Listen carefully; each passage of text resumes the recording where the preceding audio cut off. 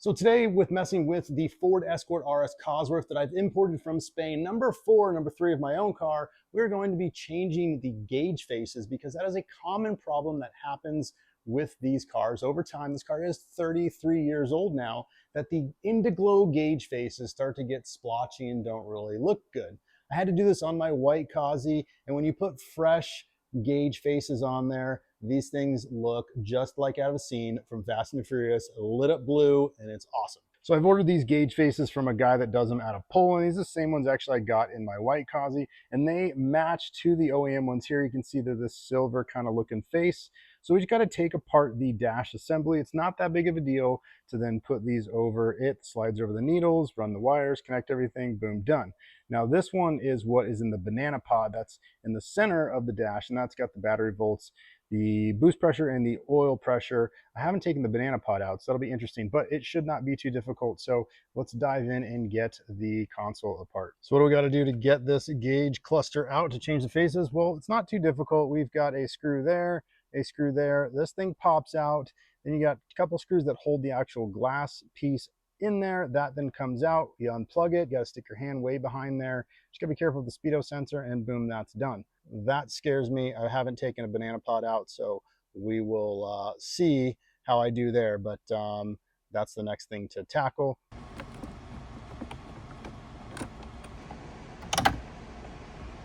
I got all the screws out. There's actually 4. I forgot there's 2 on either side on the top.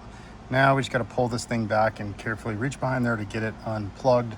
Sketchy part, can't film it, so once I finish it, we'll film what it looks like from the back. All right, so the glass came off, which I don't know if that was necessary, but it made it easier to maneuver the whole speedo unit. So that's done. Pulled on it, which popped out the speedo cable, and that's what we want. That speedo cable is like almost a little ball clip, how it goes in there. So that's out. Did the plug back there. So now the whole thing's ready to come out. You can see these gauge faces say Burba. So these are aftermarket ones already. The original ones, obviously, the car's 33 years old, so they replaced these, but now these things are also kind of spent. So we're going to put the new ones on. So now we're going to pull the whole thing out, go over to the bench, and slowly take off the faces and the needles so we can get these new ones on. There it is with the cluster removed. That's the empty spot. Cluster is out. Time to start taking stuff apart. So it's literally like 112 degrees out, so I'm sweating my brain off. So you can see all the gauge faces here. Got the inverter right there, goes to power and ground, and then each one of these plugs into the leads here. So we need to run these leads through holes in the cluster. What I don't understand, but I guess it's just how the plasma things work, is these just sit on there and get the power, and then they light up. So that's what we'll see what will happen. These do not peel off, even though these are replacements. I looked at the original ones that we still have. So we're laying these on top of these. So to do that, we got to get the needles off, and I don't have any special pry tools. So you can use a fork to put underneath the needle here and pry it up, and then that'll take the needle off.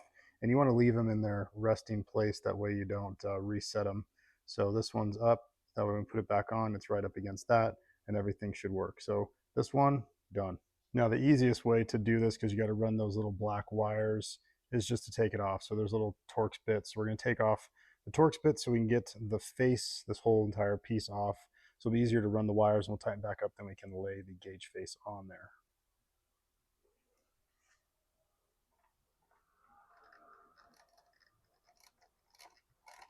So you push out these little pins right there after you take the screws out, and now the face will just come out.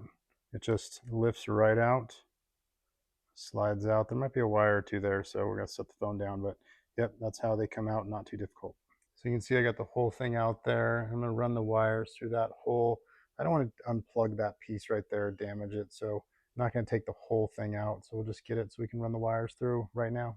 All right, so now this thing is up. I cleaned it a little bit because I got some dirty prints on it, but we're going to use these little pieces of clear double-sided tape that go on the back of the new one, and we'll tuck the wires to go through that hole that's on the back side. That's why I lifted this thing out, and then set that on there, reset the needle, and we should be good to go with the RPM gauge. Okay, got that ran through. Just got to pull off these little double-sided tape stickers, and we'll gently lay that over the stopper needle and then the main needle, and then this one should be done. So Just very delicate is what this is, so it just takes time. Okay, so I got it laid on there, pressed down on the double-sided tape areas. So it's pretty good. It's aligned. Hopefully we don't have any issues with it closing the glass, but I think this still has to get pushed down just a little bit more and then we can put the needle on. But yeah, no, that looks good. Nice and aligned. All right, time to tackle the Speedo. Same thing, use the fork, pop up the needle carefully. These are very delicate, don't want to break these. And I already loosened the back of it with the Torx bit, so that's why it's kind of loose right there. But so just kind of wiggle this needle up with the old kitchen fork. There we go. Set that over there for safekeeping. And take the other screw out so we can pull this piece out. I got the Speedo out. The little connector here looks to be broken, but I don't think that'll matter for it lighting up or not. You can see it disconnected off of this piece right here. So hopefully that's not an issue. Shouldn't be, but now we can lay on the other one we got there and run the wire. Try and run it back through there. Hopefully I don't need to take this thing out again, but we'll run that piece right there. All right, almost got the Speedo one in, ran the cable, got the new gauge face on. Now resoldered this little connector. Got to plug that in and then push this thing in and we're good. And then we just take off the fuel gauge and temperature gauge one and place that one on there. A couple holes to run that wire. So should be good. Then we can tidy it all up. All right, all of the faces are on. Got the wires run. Needle's back into position.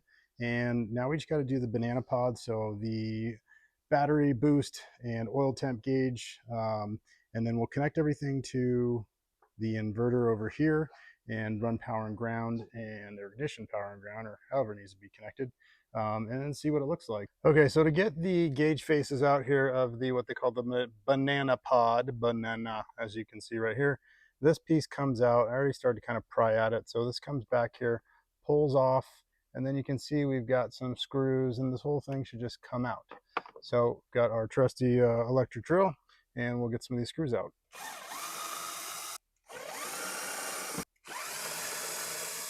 All right, so this thing should just slide carefully out. I might need two hands here. So there's one more screw up top there, got out, and then you just had to unplug the back here. It uses a traditional vacuum hose for the boost gauge, which you can see is sitting right there. So now I got to unscrew this thing. Got a screw there and a screw over there, and we can pop out the gauge. All right, got the two screws off that holds this, and this thing just slides out. And now we got to get the case off. The banana pod gauge, got that done. These three are on there. Needle's back in place. This one really wasn't that hard. So now I just got to reassemble, and again, hopefully the wire fits out the side, and then we can connect everything. So that part is done. Now it's just time to cross the fingers and start putting things back together. All right, got the banana pod reassembled in there, all plugged in. Got the wire poking out, and the cluster here and everything is now plugged into the inverter. So we just got to get some power and ground to see if these light up correctly.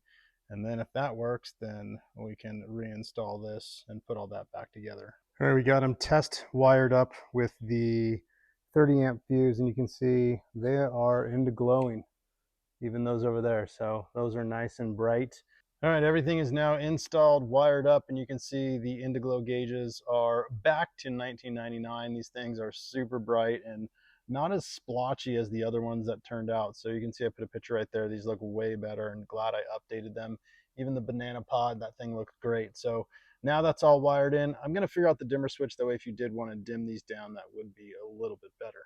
All right, thanks for hanging out with me. 110, 115 degrees here in my garage, putting these Indiglo gauges in, but super fun working on, another Kazi and bringing these rare cars to the USA. I really enjoy doing that. So if you're interested in one of these cars or got questions about this car, leave a comment. I like to respond to those. And then make sure you stay subscribed. I got more cool Euro car videos coming soon. All right, thanks for watching. See you guys at the next one.